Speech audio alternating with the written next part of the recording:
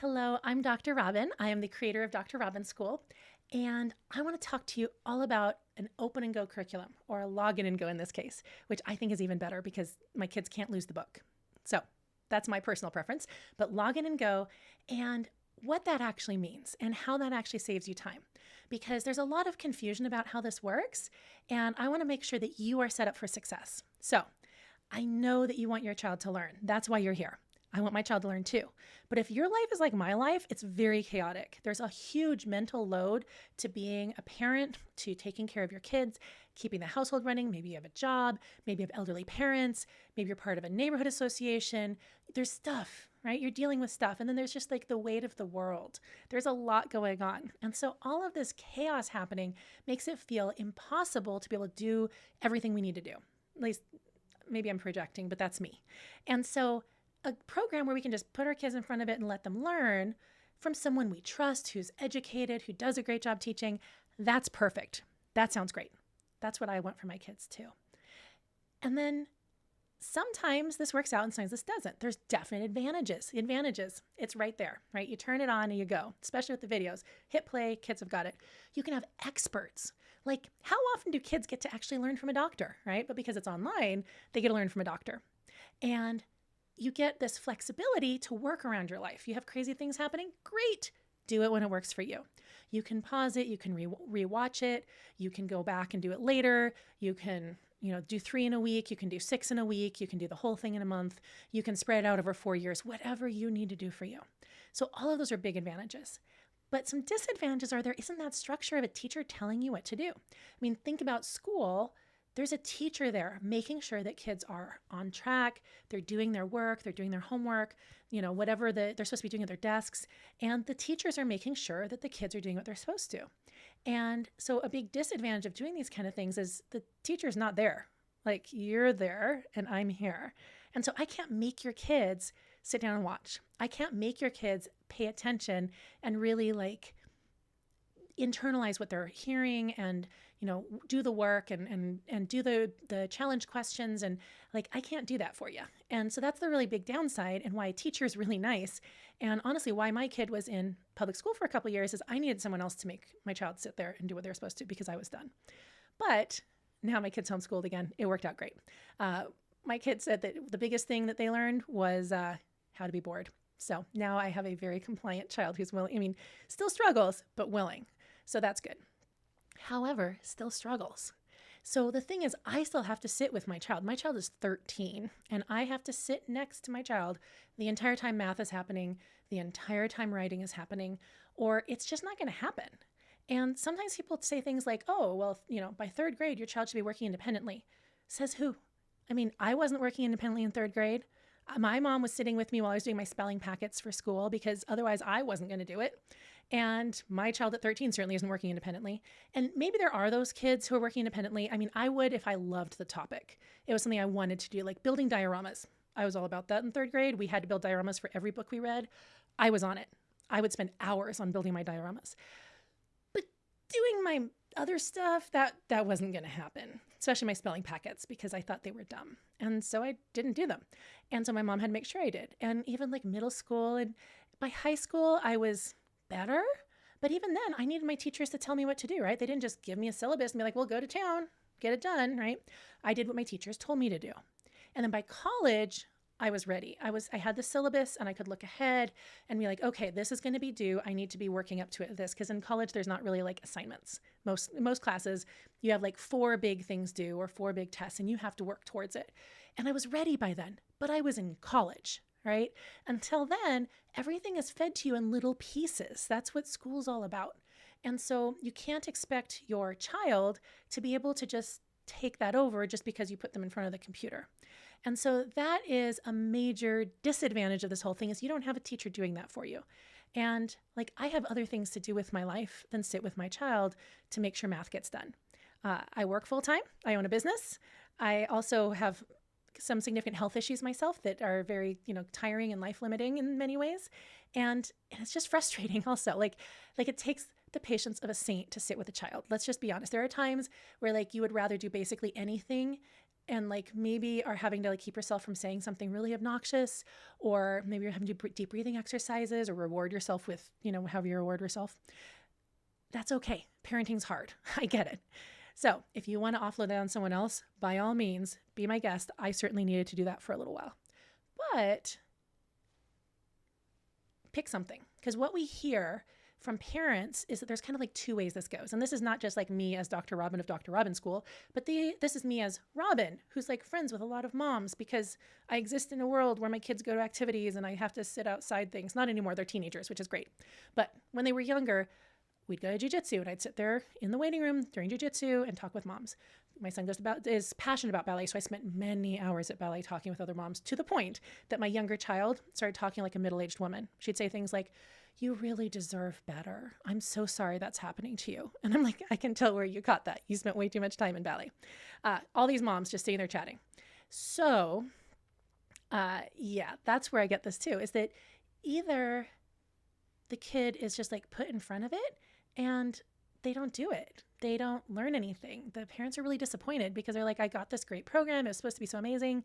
And then nothing happened. My kid didn't learn anything. Or the parents are really involved and they're making sure it happens. And that kind of sucks sometimes. And I get that. And so, I want to be totally honest with you. Our program is open and go. It's log in and go. It's right there for you. You don't have to go research all this stuff. You don't have to find the projects. You don't have to learn about the human body. You don't have to make sure that what you're learning is true in order to teach it to your kids. There's a lot of stuff you don't have to do.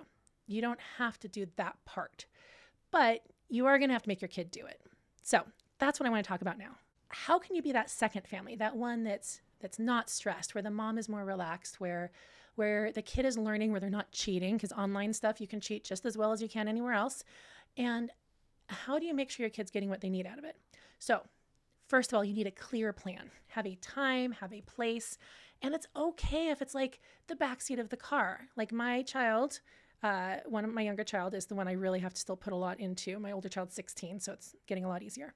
But my 13-year-old still have to put a lot into.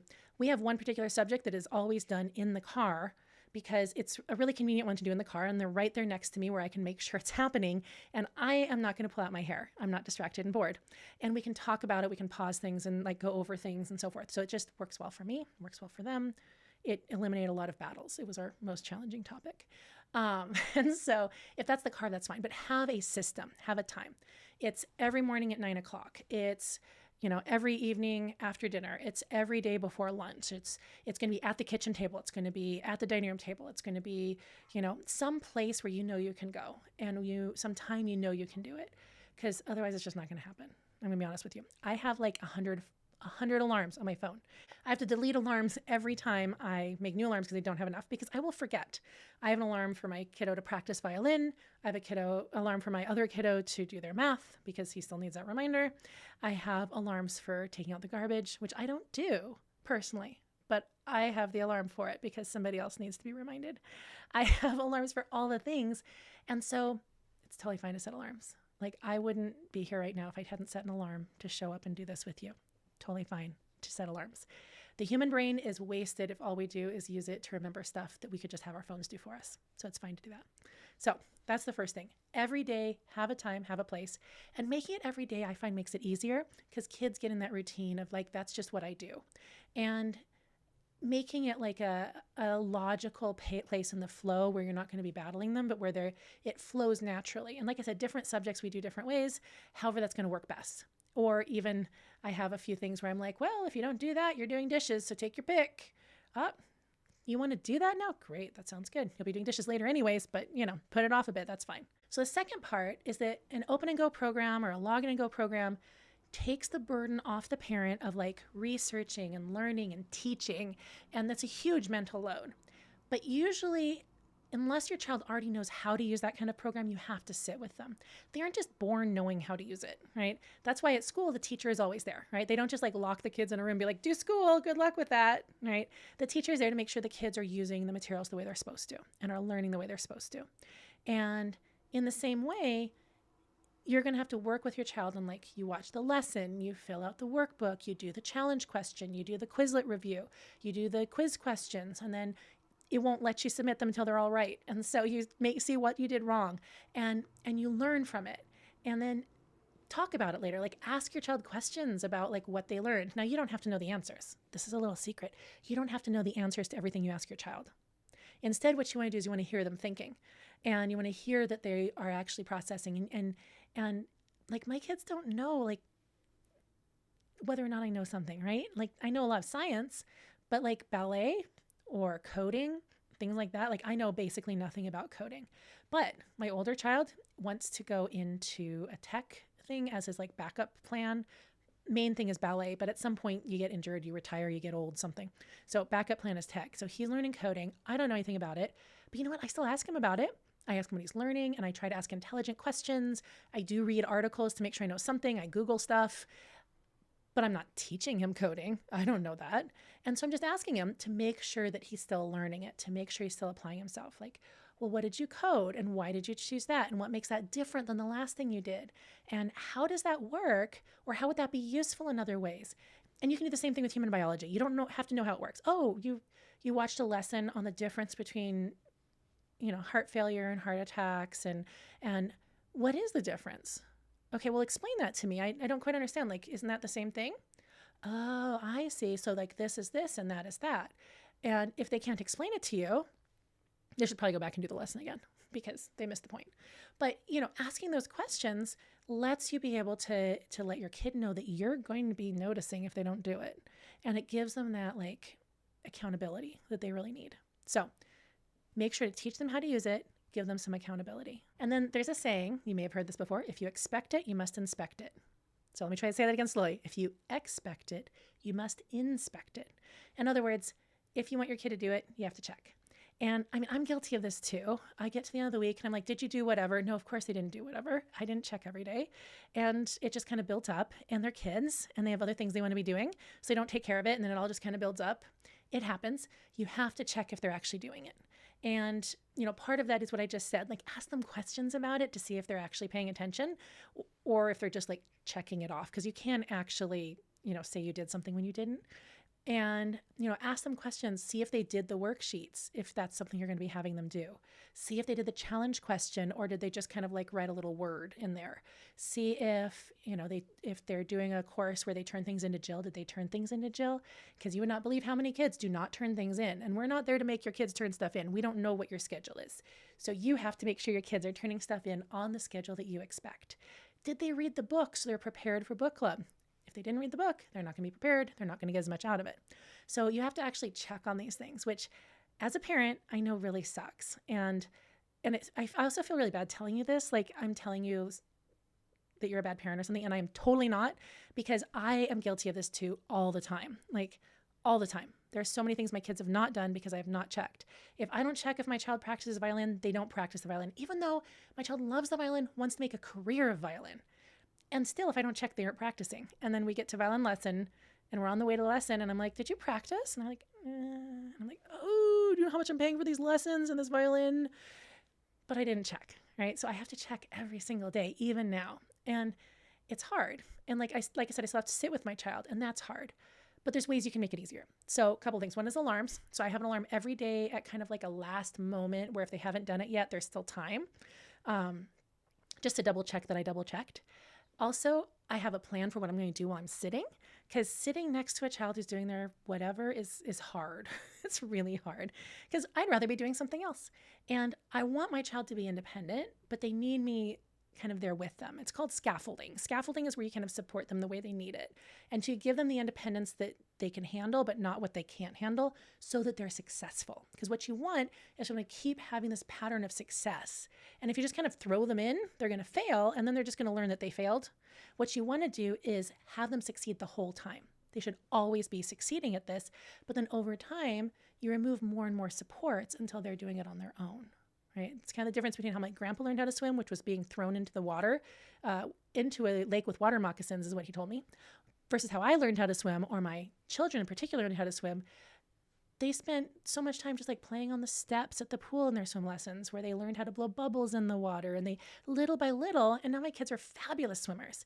But it's not because they were just thrown in. It's because they worked up gradually and they weren't allowed to move from like, guppy to goldfish to barracuda or whatever the levels were until they were ready for it. So they would have to repeat a level until they were ready for the next one. And that's kind of what we have to do as parents too, with how much support we're giving our kids, is we don't move them to the next level until they're succeeding at the current level. And so, my stuff, I have a Chromebook or laptop or whatever, so I can sit there and work. Honestly, I work on my phone a lot. So a lot of what you see here is created on my phone to begin with, because I have it with me while I'm doing stuff with my kids, while I'm waiting for my kids' places. I finally got a tablet recently. That makes it easier, but I still forget that I have it. I also knit a lot. Like, people are always like, how do you have time to knit when you have kids? And well, you know what? Because I have kids. And while other people are on Facebook or playing Candy Crush or whatever, I'm knitting because it's healthier. It uses both sides of my brain. It keeps me sane. And so the saying in the family is that I knit so I don't hurt people. And that's mostly just a joke. So I do get a lot of knitting done. I have a lot of hand knit sweaters and a lot of hand knit socks. And everyone I know has as many hats and gloves as they could possibly use. So if you're one of my loved ones watching this and you don't have something you need, just let me know. I'll knit it for you. But that's how I get through that personally. And then also like tea. I drink a lot of tea, or just different like things that make it easier. Fuzzy bathrobe if it's my day off, or slippers or something to make it feel like I'm cozier. Do what you got to do to make it a positive experience, but be there with your kids, because I can't be there with your kids. And the majority of students need that support. And if your kid doesn't, that's fabulous. You are so lucky. And it may be your parenting, it may be you scaffold them the whole way, or they may just naturally be good at it. And if that's the case, that's really cool. But if you have a kid like mine who needs that scaffolding, you didn't do something wrong. My kids are amazing. Like, I hear all the time, especially the older one, how independent he is, how responsible he is, and all the things that he does that other kids are not doing. He gets on a scooter, goes to the train, rides the train downtown. He's teaching 2 classes. He's at ballet all day.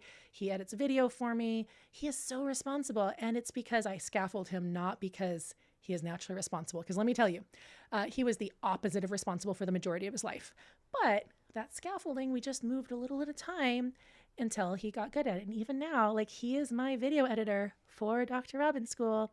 And I have to sit down and get him to start each time. And I sit with him until he gets rolling. And then once he's rolling, then he's good. He'll do it. But I'm still scaffolding him, and he's 16 years old with a paid job. So you do what you got to do as a parent, right? And I figure if I keep doing this now, someday he'll be able to do this on his own. That's what I'm hoping for. Lots of different things we covered today. And in the end, is Dr. Robbins School an open and go program? Yes. That I designed it to be as easy as possible for parents. I really can't make it any easier unless I came home with you and did it with your kids, and I can't do that. But you can just open it wherever you're at. You don't have to plan. You don't have to look things up. If you want your kid to do the worksheet, you're going to have to figure out how to get it to them. But, if you're like me, all my kids' worksheets we do on the computer using a PDF editor, because I don't have it in me to actually remember to print it. And that's totally fine if that's what you do. Also, they both have dysgraphia, so there's like a good reason. But also, I can't remember to print things ahead of time. I have too much going on. They just do it on the computer. It works. So we use truly open and go programs ourselves, because I can't also plan everything, because planning takes way more time than actually carrying it out. So Dr. Robbins School, no planning. You just sit down and do it. However, if you want your kid to do the worksheets and you want them on paper, you're going to have to make sure that they have those. You're going to need an internet connection. If you want them to do the challenge questions, you need a place for them to write that down, unless they're going to dictate their answer to you or dictate on your phone or whatever. To do the Quizlet, you need them to do the Quizlet. So you can actually do it within Dr. Robbins School. You don't have to have a Quizlet account, but if you want to do some of the other stuff with it, you'll need a Quizlet account. Most people don't use it any other ways. They just use what we have. But some people do like having like the decks of flashcards or whatever. If you want them to do book club, you're going to have to buy the book for them. We're not going to buy the books for you. And you're going to have to make sure they read it. You're going to have to set up Google Classroom if they're going to be doing some of those things. Like, there's just some basic stuff that you have to do. But once it's set up, then all you have to do is make sure they do it. And, check in daily, check in weekly if you think that's what they need. I personally, as a mom or as a teacher, I wouldn't go more than weekly, because then once they start getting behind, they're just they're going to be so behind, it's going to be really hard to catch up. So I, even like with my older child who's more responsible about a lot of these things, like coding or whatever, I check in once a week. So whatever your child needs. And then, yeah, open and go. It's ready for you. I planned it to be as easy for you as possible. And if you're running into difficulty, contact Nurse Jill, because she has been there and done that. She actually used the program long before she ever became my assistant. And so she knows all about it. And her child is doing fabulously. And now she's helped other parents, many other parents, with how to do this. So you can call her, you can text her, you can email her, you can schedule a Zoom meeting with her, whatever it is that you need in order to get the help to make sure that this is working for your family. And she understands having to juggle stuff. I mean, she's working for me, right? So she's working and has a kiddo she's homeschooling. So she gets it. So she'll help you figure out what will work for your family. Just reach out.